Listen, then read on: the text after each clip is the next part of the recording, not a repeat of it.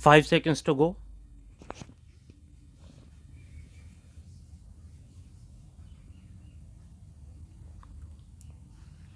Start.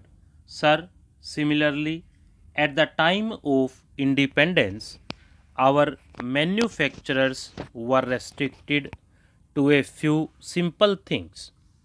Today, with the development that has taken place during the last 60 years, our industries have progressed to such an extent that India can manufacture products comparable with those of advanced countries. We have today reached a stage from where we can leap forward with greater energy and compete with others. Our scientists have shown to the world that they are capable of achieving the highest in the field of science. Our technocrats have proved that they can master all types of technology successfully. The path ahead is long. None can say that we have not traversed far enough during the last 60 years. We are building the India of our future on the foundations of development that have been soundly laid during these 60 years. We shall see to it that our industries grow and expand rapidly. We shall see to it that our youth get new and more opportunities of employment. We have to see that our productivity rises, prices go down, and quality improves. It should be our effort to associate our workers in the public sector units with management. We should ensure that our science and technology are not borrowed from foreign countries but develops in a way that benefits the country and also the poor people of the country. They should be able to meet our demands and requirements.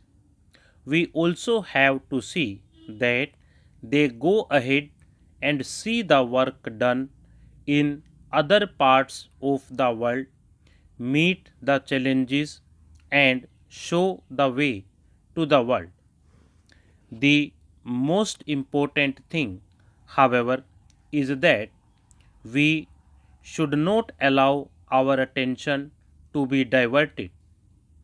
Our attention must be concentrated all the time on the poorest and the weakest person. In the field of agriculture, the production has increased a great deal. It has reached 150 crore tons.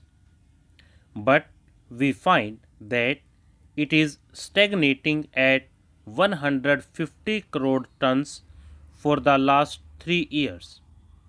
It is true that the monsoon has not been good during these years. Farmers in many regions and parts of the country have to face difficulties, but we are resolved to ensure that the farmers' produce is not affected by the vagaries of weather in future. We have to take steps to ensure increase in agricultural production in spite of adverse weather in our country. Some 70% of our population reside in rural areas and almost the same percentage of people are poor and they earn their livelihood in the agricultural farms. The number of agricultural laborers is much more than that of farmers. We have to pay special attention towards them.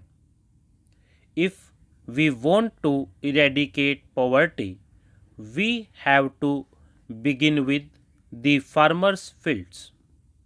We have started spreading the green revolution, and we are happy to see that during the last 2 years an improvement has been noticed for the first time in Uttar Pradesh.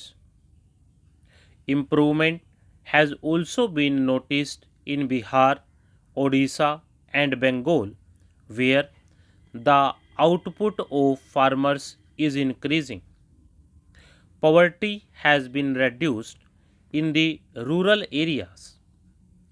At the same time, we have to pay special attention to the production of cotton, oil seeds, and pulses. In this way, we will see that with the spread of greenery, poverty would be gradually reduced and would ultimately vanish.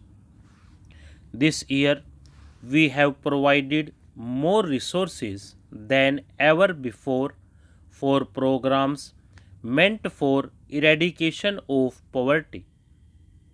At the same time, we have strengthened the administration as part of the poverty eradication program.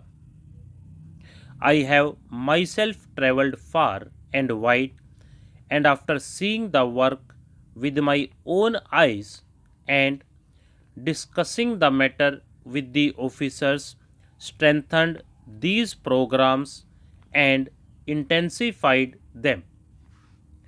Most important of all, we have treated education as a part of the poverty eradication program because as long as the children of the poor people do not get good education, poverty cannot be eradicated. Today, however, we find another problem before us, a very serious problem, that is of unemployment of the youth. We find signs of pessimism in our youth. Millions of our young people do not succeed in getting employment, and millions remain dissatisfied even after getting employment because they do not get what they want. We have to concentrate on the employment scene. There are some weaknesses and deficiencies in our setup. There is employment, there are jobs, but the education skills that are required to fill up the vacancies are not there. Millions of boys and girls are matriculates, millions of them are degree holders, but all cannot get white collar jobs. We have taken care of these things. In our new education policy, it has been our endeavor to make up for the deficiency in our setup. Through this policy, we will ensure that the boys and girls coming out of schools and colleges get such education which provides them employment.